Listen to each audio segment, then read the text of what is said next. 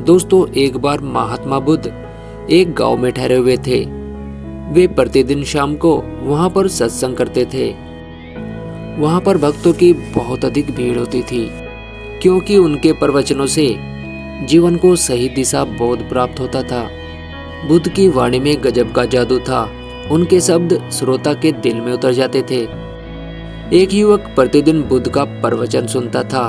एक दिन जब प्रवचन समाप्त हो गए तो वह बुद्ध के पास गया और बोला, महाराज, मैं काफी दिनों से आपके प्रवचन सुन रहा हूँ, किंतु यहाँ से जाने के बाद मैं अपने गृहस्थ जीवन में वैसा सदाचरण नहीं कर पाता जैसा यहाँ से सुनकर जाता हूँ। इससे सत्संग के महत्व पर शंका भी होने लगती है। बताइए मैं क्या करूँ? बुद्ध ने युवक को बांस की एक टोकरी देते हुए उसमें पानी भरकर लाने के लिए कहा। युवक टोकरी में जल भरने में असफल रहा। बुद्ध ने यह कार्य निरंतर जारी रखने के लिए कहा। युवक प्रतिदिन टोकरी में जल भरने का प्रयास करता, किंतु सफल नहीं हो पाता। कुछ दिनों बाद बुद्ध ने उससे पूछा, इतने दिनों से टोकरी में लगातार जल डालने से क्या टोकरी में कोई फर्क नजर आया? युवक बोला, एक फर्क जरूर नजर आया है।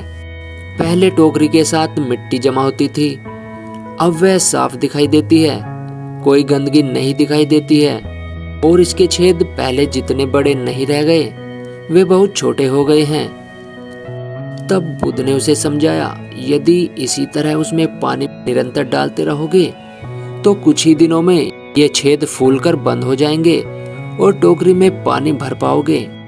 इसी प्रकार जो निरंतर सत्संग करते हैं उनका मन एक दिन अवश्य निर्मल हो जाता है। अवगुणों के छिद्र भरने लगते हैं और गुणों का जल भरने लगता है। युवक ने बुद्ध से अपनी समस्या का समाधान पा लिया। निरंतर सत्संग से दुर्जन भी सज्जन हो जाते हैं, क्योंकि महापुरुषों की पवित्र वाणी उनके मानसिक विकारों को दूर कर उनमें सद्विचारों का आलोक प्रसारित कर देती हैं।